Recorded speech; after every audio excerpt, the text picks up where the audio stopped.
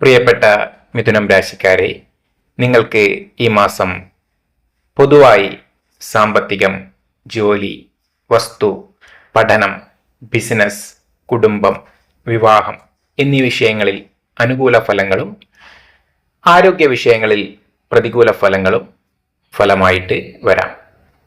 മിഥുനം രാശിക്കാരായ നിങ്ങളുടെ ഏറ്റവും വലിയ ആയുധം എന്ന് പറയുന്നത് നിങ്ങളുടെ രഹസ്യങ്ങളാണ്.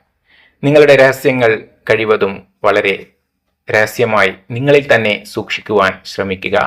അത് മറ്റുള്ളവരോട് തുറന്നു പറയുന്നത് തീർച്ചയായും നിങ്ങൾക്ക് തന്നെ ഭാവിയിൽ വിനയായി തീരാൻ സാധ്യതയുണ്ട്.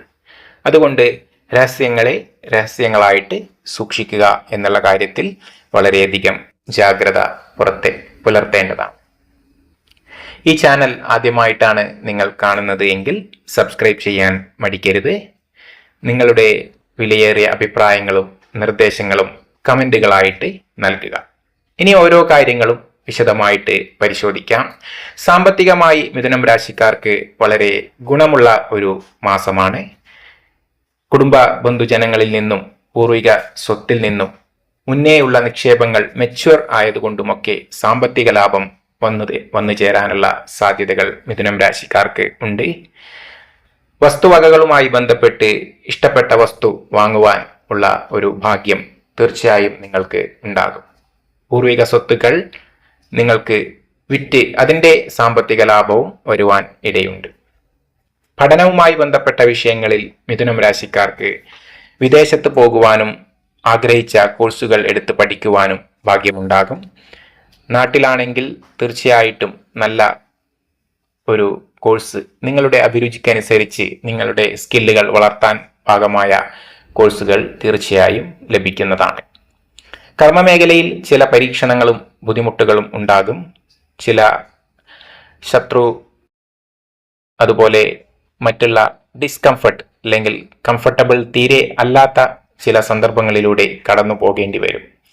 അത് തീർച്ചയായും നിങ്ങളുടെ പ്രശസ്തിയെയോ അല്ലെങ്കിൽ വ്യക്തിത്വത്തെയോ ബാധിക്കുകയില്ല.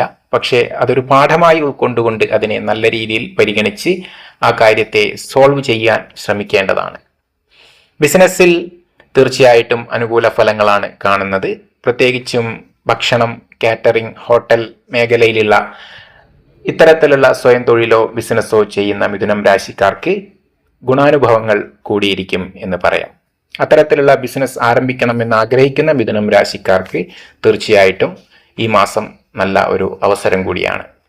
കുടുംബ ബന്ധങ്ങളിൽ അനുകൂലമായിട്ടുള്ള ഫലങ്ങളാണ് കാണുന്നത്. ശത്രുത ആയിക്കഴിഞ്ഞിരുന്ന ബന്ധുക്കൾ ചിലപ്പോൾ ഒന്നിക്കുവാനും നിങ്ങളുടെ കുടുംബത്തിൽ ഐശ്വര്യവും വീണ്ടും പഴയ ഗ്രഹാതുരത്വം ഉണർത്തുന്ന ഓർമ്മകൾ കൂട്ടിയിണക്കാൻ വേണ്ടി പഴയ ബന്ധുജനങ്ങളൊക്കെ ഒത്തുചേരുവാനുള്ള സാധ്യതകളും ഉണ്ട്.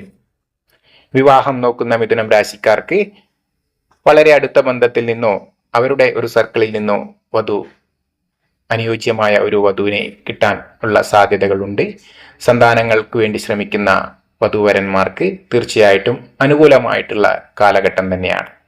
സന്താനങ്ങളിലൂടെ ഉയർച്ചയും കുടുംബത്തിന്റെ അഭിവൃദ്ധിയും ഫലമായിട്ട് വരാം.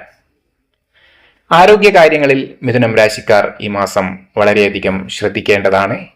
ചെറിയ ചെറിയ അപകടങ്ങളോ വിഷയങ്ങളോ വന്ന് ആശുപത്രിവാസത്തിലൂടെയോ ചികിത്സയിലൂടെയോ ധനം നഷ്ടം വരാനുള്ള സാധ്യതകൾ ഉണ്ട്. വ്യായാമക്കുറവ് കൊണ്ടുള്ള ആരോഗ്യ പ്രശ്നങ്ങൾ തീർച്ചയായും നിങ്ങളെ അലട്ടുവാനുള്ള സാധ്യതകളും ഉണ്ട്. മാംസം, രക്തം, മസിൽസ്, നാഡീഞരമ്പുകൾ തുടങ്ങിയ അവയ്ക്കുള്ള പ്രോബ്ലങ്ങളും വരുവാനുള്ള സാധ്യതകൾ ഉണ്ട്.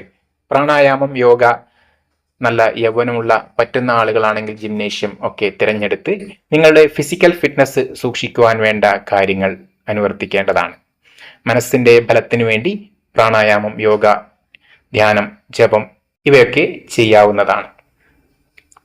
ഈ മാസത്തെ പരിഹാരമായിട്ട് പറയാനുള്ളത് നിങ്ങളുടെ കുടുംബക്ഷേത്രത്തിൽ തീർച്ചയായിട്ടും പോകണം. അതുപോലെ തന്നെ ഭദ്രകാളി ദേവിക്ക് നിങ്ങളാൽ കഴിയുന്ന വഴിപാടോ സമർപ്പണങ്ങളോ ചെയ്യാവുന്നതാണ്. എല്ലാറ്റിനും ഉപരിയായി നിത്യേന ജപം ശീലിക്കുന്നതും നല്ല ഒരു പരിഹാരമാണ്. ഇത്രയുമാണ് ഈ മാസത്തെ ഫലങ്ങളായിട്ട് മിഥുനം രാശിക്കാർക്ക് പറയുവാനുള്ളത്.